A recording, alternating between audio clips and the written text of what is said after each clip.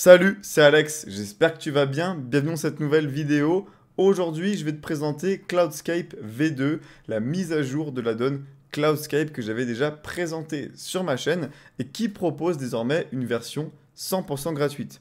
Donc Cloudscape, il s'agit d'une librairie qu'on va venir installer dans Blender pour avoir des centaines de nuages ultra réalistes basés sur des nuages réels. Donc tu vas avoir plusieurs catégories en fonction du type de nuage et ça te permet de gagner énormément de temps sur tes scènes, mais également de faire de magnifiques scènes dans le ciel, par exemple avec des avions, etc., avec un réalisme incroyable.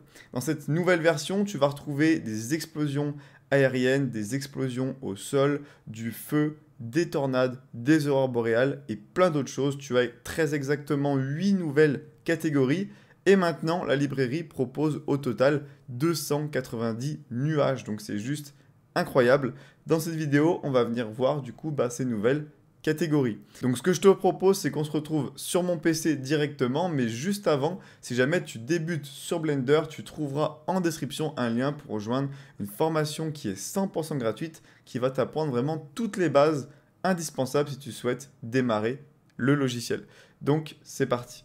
En description, je vous mets le lien vers la page Blender Market si vous voulez télécharger la librairie. Donc comme je le disais, vous avez une nouvelle version qui est gratuite juste ici, donc 0$, où vous allez avoir à l'intérieur 13 nuages, donc parfait si vous voulez démarrer et tester un petit peu le produit. Ensuite, vous avez une version light qui contient 40% des assets, et après vous avez la version Pro qui contient 100% des assets, mais ça reste vraiment une librairie qui est pas très chère compte tenu du fait qu'il y a plus de 390 assets, et que au fur et à mesure, il y a des mises à jour qui sont 100% gratuites.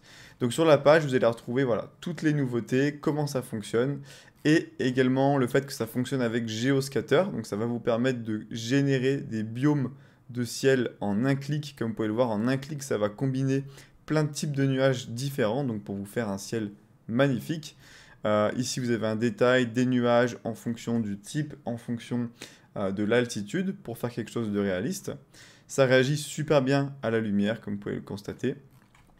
Et ici, vous allez retrouver le détail avec toutes les catégories, dont les nouvelles catégories qu'on va retrouver plus bas, comme les explosions au sol, donc Ground Explosion, les Aerial Explosions, donc explosion aérienne, le feu, donc ça c'est parfait, au moins vous n'avez pas besoin de faire des simulations de feu, des simulations de fumée sur Blender pour obtenir ces résultats. Si c'est juste une image et pas une animation, vous prenez ça, hop, drag and drop directement sur la scène et c'est terminé, donc c'est ça qui est cool.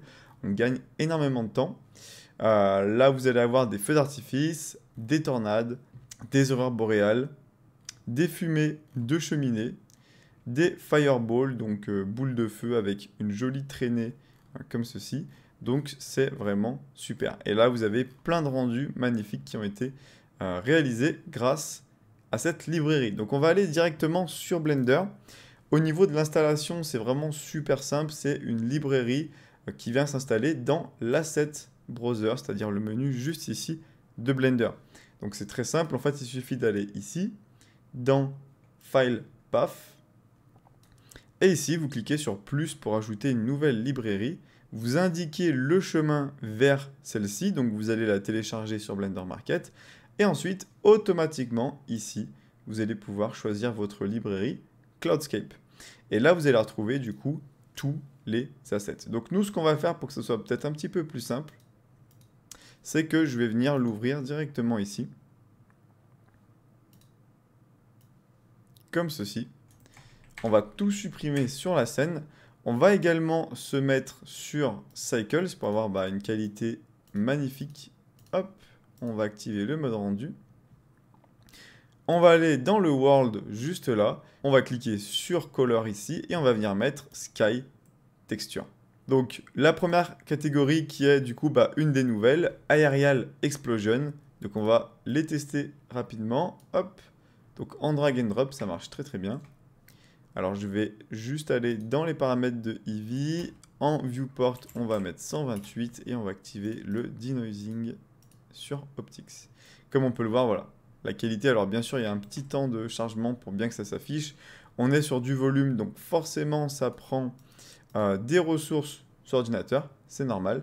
Mais voilà, la qualité est magnifique. On a un super volume, on a un super matériau. Bien sûr, quand on le sélectionne, on peut aller dans le shader editor. Voilà, on va retrouver quelque chose de très très simple, un principlet de volume, on va pouvoir changer la couleur, etc., etc. On va en tester un autre, par exemple celui-là, hop, voilà, très très sympa. Ensuite, qu'est-ce qu'on va retrouver? Donc ça, après, c'est les autres catégories de nuages classiques qu'on avait dans la première version. Là, on va retrouver des fumées de cheminée. Voilà, donc très sympa. Par exemple, si vous faites une ville, Paris, etc., vous faites une petite vue sur les toits, vous mettez des cheminées, des fumées de cheminée sur chacune des cheminées, une fumée différente à chaque fois, comme ça, c'est différent sur chacune des cheminées, et c'est super bien. En plus, ça rend magnifique. On voit vraiment la différence entre un nuage et une fumée. Au niveau de la forme, ça réagit pas du tout pareil, donc ça, c'est vraiment très réaliste.